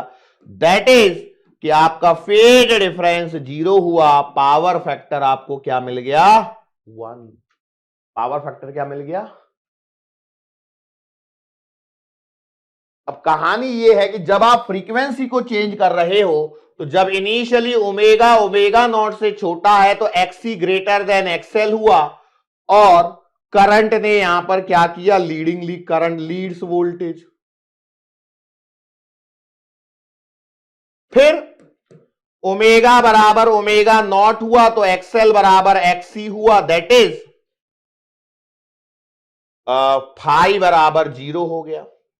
और फिर आपने ओमेगा को बढ़ाया, और ओमेगा जब ओमेगा नॉट से बड़ा हो गया तो XL बड़ा हो गया XC से, और करंट क्या हो गया? Lags behind voltage. ये कहानी यहां पर बनती है, ठीक है। फिर हमने इसमें एक टर्म निकाली जिसे हमने नाम दे दिया क्वालिटी फैक्टर, जो कि रेजोनेंट एंगुलर फ्रीक्वेंसी और बैंड विड्थ का क्या है? रेशो है। लेकिन इसे हमने 2 डेल्टा ओमेगा नाम दिया। ये जो बैंडविड्थ है ये क्या है? Difference in angular frequencies eight which power जो है, पावर कंज्यूम जो है सर्किट में, वो क्या है, half of maximum value, half of maximum value है। यस, बस यही कहानी है। इसके ही और अलग अलग फॉर्मूले निकाले कि पावर कंज्यूम हाफ है तो डेल्टा ओमेगा को हमने लिखा है ओमेगा 1 माइनस ओमेगा नॉट, या फिर omega naught minus omega 2 graph में। यस, दोनों को जोड़ के 2 डेल्टा ओमेगा बना दिया, that is omega 1 minus omega 2, that's it. फिर इसी क्वालिटी फैक्टर के हमारे पास में और फॉर्मूले आ गए, VL अपॉन VR, या फिर XL अपॉन R, या omega naught L upon R। दूसरा आ गया भैया VC upon VR, that is XC upon R, जिसे सॉल्व किया तो 1 अपॉन ओमेगा नॉट CR। तो ये अलग अलग फैक्टर। तो शार्पनेस क्या चीज बतला रही कि भैया ये बैंडविड्थ जितनी छोटी होगी उतनी ही क्वालिटी फैक्टर क्या होगा, बड़ा होगा। मतलब इसी चीज को देखो, पहले क्या होता था ना, अभी जो करंट सिनारियो है उसमें आप देखेंगे तो 92.7 FM जो है वो ज्यादा से ज्यादा आपको 92.6 और 92.8 तक ही सुनाई दे रहा है।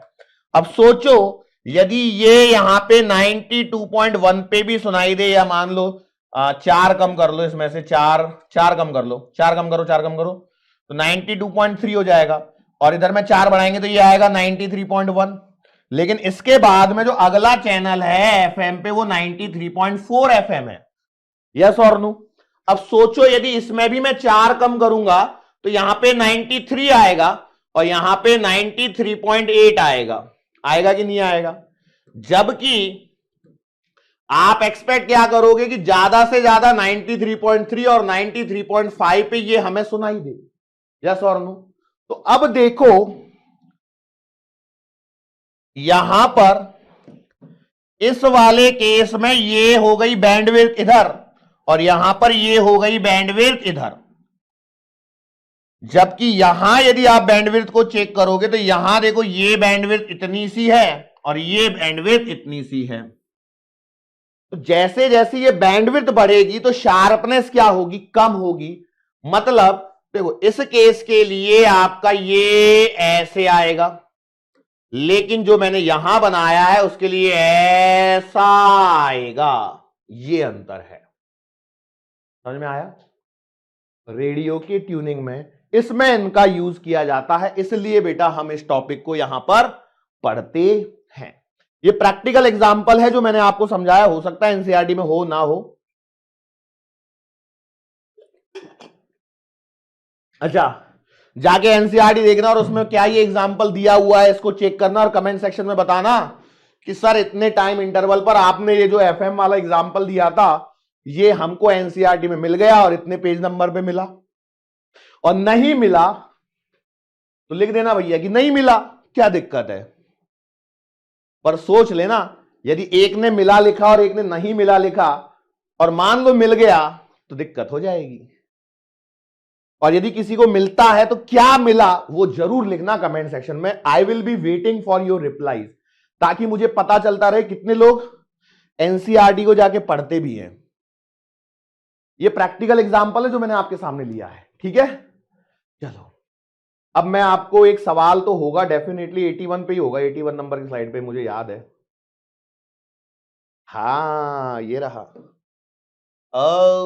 देखो कौन से साल का सवाल है, 2022 का ये सवाल है। A series LCR circuit with inductance 10 henry, capacitance 10 microfarad, resistance 50 ohm is connected to an AC source. Actually मैं बताऊं, चलो मैं करा ही देता हूं, ठीक है। Connected to an AC source of voltage V बराबर 200 sin 100 t volt. If the resonant frequency of the LCR circuit is nu naught and the frequency of the AC source is nu, तो भैया आपको बताना है कि क्या है, कौन सा रिलेशन है। देखो रेजोनेंट फ्रीक्वेंसी न्यू नॉट है, आपको गिवन क्या है ये देखो बेटा, गिवन है R बराबर 50 ओम, एल बराबर 10 हेनरी, टी बराबर 10 माइक्रोफैरड, वी ऑफ टी बराबर 200 साइन 100 टी। मतलब यहां से यदि आप देखोगे तो आपको वीएम पता है 200 और ओमेगा पता है 100 रेडियन पर सेकेंड, और ये वाला वोल्ट में। तो आप मुझे बताओ, देखो ये ऑप्शन तो बाद में देखो, आपको रेजोनेंट फ्रीक्वेंसी और फ्रीक्वेंसी चाहिए, तो भैया फ्रीक्वेंसी कितनी आएगी, तो न्यू बराबर आएगी 100/2 पाई। क्यों सर जी, देखो ओमेगा बराबर है 100, तो इसे मैं लिखूंगा 2 पाई f बराबर 100, तो यहां से f बराबर आएगा 100/2 पाई, दैट इज f बराबर आएगा 50/पाई। लेकिन उसने f नहीं माना है, उसने न्यू माना है, तो ये न्यू आ गया 50/पाई हर्ट्ज। अब दूसरा देखो, रेजोनेंट फ्रीक्वेंसी, ये क्या होगी बेटा, तो ये आएगी एफ नॉट बराबर 1/2 pi under the root of LC। सही है, अरे यही आएगी ना। लेकिन उसने रेजोनेंट फ्रीक्वेंसी को नाम क्या दिया है, न्यू नॉट, तो ये आपके पास में न्यू नॉट कितना आएगा 1/2 pi under the root of L कितना है 10 हेनरी, आपने लिखा 10, और सी कितना है 10 माइक्रोफैरड, तो आपने लिखा 10 और 10 की पावर -6। चलो तो न्यू नॉट बताओ कितना आएगा, न्यू नॉट आएगा 1/2 पाई। देखो अंडर रूट के अंदर में 2 जीरो कट जाएंगे, तो ये आएगा 10 की पावर -4। जब रूट लोगे तो ये कितना बचेगा 10 की पावर -2 बचेगा। सही है, इसको जब मैं अगले पेज पे लेके जाता हूं तो न्यू नॉट बराबर आएगा 100/2 पाई, दैट इज न्यू नॉट आ रहा है 50/पाई। मतलब ओवरऑल न्यू बराबर भी आपको मिल रहा है 50/पाई, और यही न्यू नॉट की भी वैल्यू मिल रही है। यस, अब ऑप्शन चेक करो, न्यू बराबर न्यू नॉट है, देखो न्यू 100 गलत, न्यू बराबर न्यू नॉट बराबर 50 गलत, न्यू बराबर न्यू नॉट 50/पाई सही। यस, ये सवाल था। अब देखो, क्या आपको रेजोनेंट फ्रीक्वेंसी निकालना आता है या नहीं आता है, आता है, बिल्कुल आता है। यस और नो, तो ये बेसिक चीजें हैं जिनको आपको यहां पर देखना है, और इससे ज्यादा कुछ भी नहीं है। आराम से सवाल कर सकते थे, कोई ज्यादा डिफिकल्ट सवाल नहीं है, इसके अलावा तो कोई सवाल नहीं है ना, नहीं है। ठीक है, ठीक है ना, ओके। आज थक गया, कोई बात नहीं, इतने समय थक गए सर आज आप, थक गए भाई, क्या करें, कभी कभी थक जाते हैं। अब आपका चैप्टर लगभग समाप्त हो गया है। अब आपके चैप्टर में यदि एनसीईआरटी को देखूं मैं, तो बहुत ज्यादा कुछ नहीं बता, लेकिन बचा है। लेकिन मैं जो अभी पढ़ाऊंगा आपको, एक तो एलसी ऑसिलेशंस और एक ट्रांसफार्मर, ये 2 टॉपिक और कवर कराऊंगा, कुछ न्यूमेरिकल्स भी जरूर बताऊंगा, है ना। तो आज के लेक्चर को बेटा हम इसी के साथ में यहीं पर हम क्या करेंगे, समाप्त करेंगे। ठीक है, एंड मैं आपसे कहना चाहूंगा thank you so much everyone, that's it for today. आज के लिए बस इतना ही, मुलाकात फिर से होगी अपनी आने वाले अगले लेक्चर के दरमियान। सो तब तक के लिए